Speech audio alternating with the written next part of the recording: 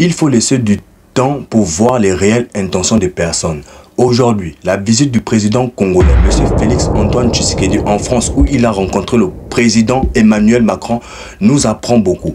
Lui-même, le président français, M. Emmanuel Macron, à la fin de son interview avec M. Félix Tshisekedi, devant les médias, il a dit comme ça, et je vous laisse écouter son interview. Que nous avons signé ensemble, c'est-à-dire le travail du BRGM pour cartographier à vos côtés vos ressources minières et notre volonté ensemble de travailler à une plateforme et un mécanisme de traçabilité de tous les minerais. Vous venez d'écouter la déclaration du président Emmanuel Macron après son interview et sa rencontre du président congolais Félix-Antoine Tshisekedi. Lors de leur rencontre, Félix-Antoine Tshisekedi, il a dit quoi? Les Congolais eux-mêmes, ils ne savent pas reconnaître les minéraux. De ce fait, est-ce que vous pouvez nous demander de l'aide? Donc le président Macron, il a dit oui, le BRGM, le Bureau de recherche géologique et minière, va vous aider à géolocaliser toutes les ressources minières qui se retrouvent dans la République démocratique du Congo et prouver sa traçabilité. Bon, comme les Congolais ne savent plus reconnaître le diamant, comme les Congolais ne savent plus reconnaître de l'or, donc le BRGM là va venir faire ça à leur place. Ça nous montre quoi? Que Félix-Antoine Tshisekedi a vraiment vendu le pays lors de sa visite là. Et c'était même depuis longtemps. Mais là, c'est clair, il fallait du temps pour que certains Congolais puissent bien voir cela. En tout cas, c'est grave, hein? C'est très très grave, hein? Comme ça, un organisme public d'un autre pays vient au Congo pour géolocaliser tous les minéraux. Donc les Congolais eux-mêmes, ils ne savent même plus comment on détermine l'or, comment on détermine le diamant. Comment on sait que ça c'est du manganèse? C'est une autre société qui va venir faire ça à leur place. Donc il y a des Congolais qui seront au pays, qui ne sauront même pas dans quel endroit il y a des ressources minières. Parce que ce n'est pas eux qui ont cartographié cela. En fait, quand on dit cartographier, là c'est des gros mots. Ce n'est pas cartographier. C'est faire quoi? C'est en fait juste localiser. Localiser. Et nous on avait dit que la plupart des bases étrangères sur le continent africain, leur principale mission, c'est ça.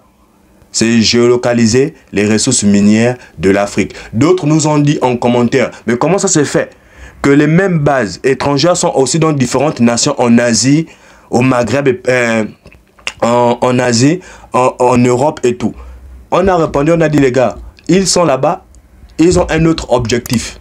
L'objectif premier en Afrique, c'est différent. C'est pourquoi les bases là, quand ils sont en Afrique, il n'y a aucun résultat. Parce que leur objectif, ce n'est pas de combattre, comme on vous a raconté, les fouteurs de merde.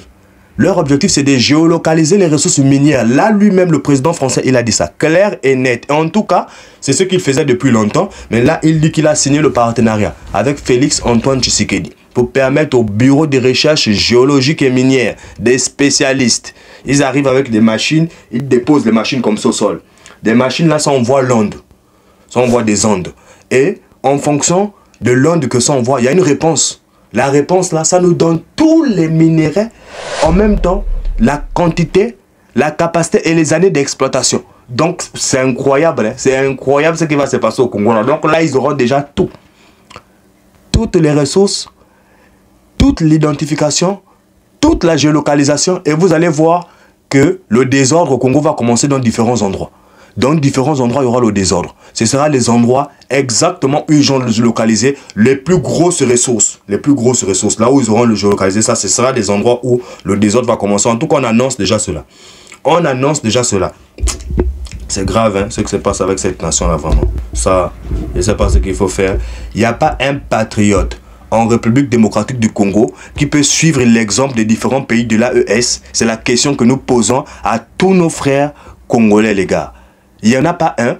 Les chicoteurs, partagez la vidéo aux Congolais pour que s'il y a un patriote, vraiment il faut qu'il agisse. Parce que le Congo est en train de se désintégrer. Il faut vraiment qu'il agisse là.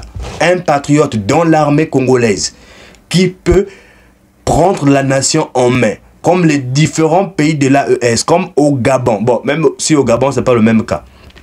Comme en Guinée, même si en Guinée, ce n'est pas le même cas. Mais en tout cas, comme les différents pays de l'AES. On va s'arrêter là pour aujourd'hui. C'était Big L /Code TV. Allez, ciao, ciao.